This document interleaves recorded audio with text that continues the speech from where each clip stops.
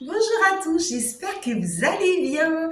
Alors, pour ceux qui ne me connaissent pas, je m'appelle Betty, je suis socioprothésiste capillaire et j'accompagne les femmes atteintes d'alopécie. Je suis également assistante dans une association de lutte contre le cancer du sein et j'accompagne vraiment toutes les femmes qui sont touchées par la perte de cheveux. Alors aujourd'hui, j'ai décidé de vous parler de mon métier. Pourquoi? Parce qu'il y a un profond mal-être autour de la perte des cheveux.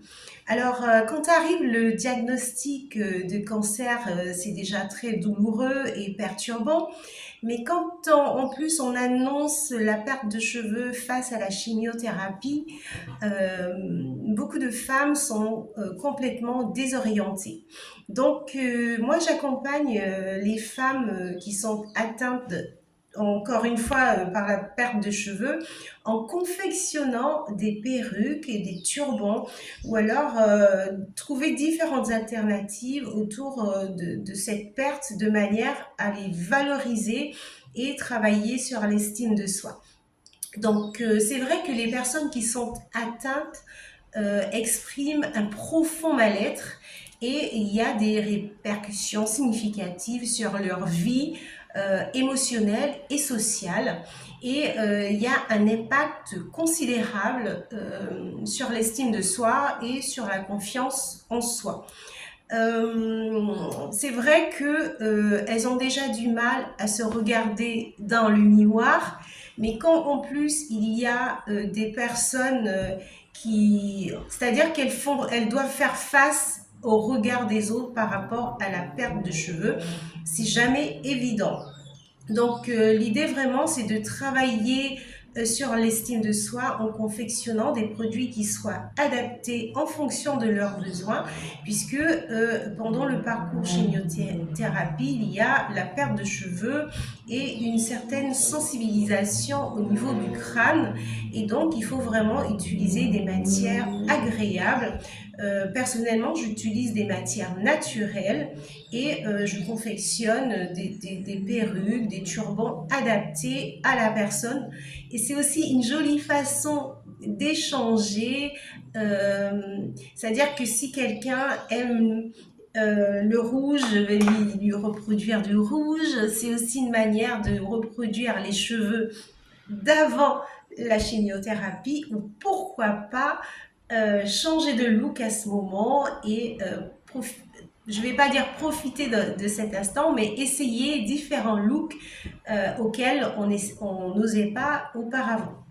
Donc, c'est jamais évident, comme je disais tout à l'heure, de se regarder déjà dans la glace, mais il y a des couples malheureusement qui se fissurent pendant le parcours, puisque ce profond mal-être engendre des conflits, c'est-à-dire que je vais prendre l'exemple de cette femme qui attend effectivement de son mari d'entendre des mots doux, des mots gentils. Mais bon, ce que je veux dire, c'est que chaque personne a une façon différente d'exprimer sa peine, d'exprimer son mal-être, et la réaction en face ne sera pas forcément ce qu'elle attend. Alors, moi, j'ai envie de dire à quelqu'un, à une femme en particulier qui se retrouve dans cette situation, de se faire accompagner par des professionnels. Il y a des associations d'accompagnement pendant le parcours et il ne faut pas s'isoler. Mon métier vraiment nécessite d'avoir une bonne, une bonne empathie. De toute façon, dans ce métier, je considère qu'il en faut un minimum. Et c'est vraiment, l'idée, c'est de vraiment proposer des produits, mais de voir en face quelqu'un qui retrouve le sourire, parce que la perte de cheveux n'est pas une fatalité, il y a des solutions. Il y en a qui préfèrent des turbans, d'autres préfèrent des perruques, il y en a qui s'assument aussi, et c'est très bien comme ça.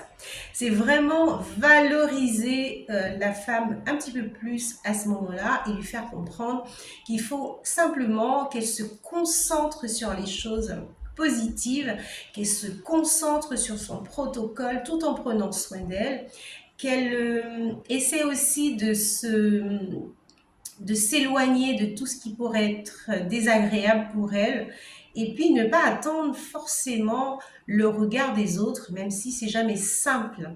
faire des choses pour soi, prendre le temps de s'écouter, de savoir ce qui est bon pour moi, et puis m'éloigner de tout ce qui m'encombre, on va dire ça comme ça.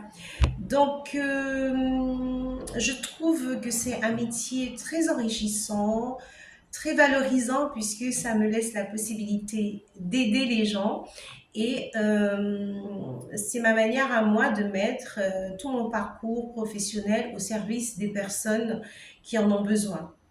Donc, très contente de pouvoir les accompagner. Et puis, c'est vrai que parfois, ça peut engendrer, on va dire ça comme ça, des conflits. Mais si on a la bonne attitude, je veux dire, prendre le bon côté des choses, généralement, ça se passe bien, même si c'est pas toujours évident.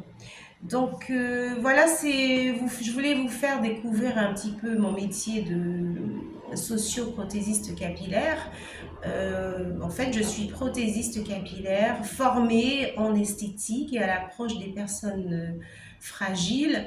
Et ce qui fait le métier de socio-prothésiste capillaire, donc c'est accompagner les femmes effectivement qui ont perdu leurs cheveux, pas simplement dans le parcours chimiothérapie, mais c'est de revaloriser l'image, sublimer la femme et de manière à ce qu'elle puisse avoir une bonne image et affronter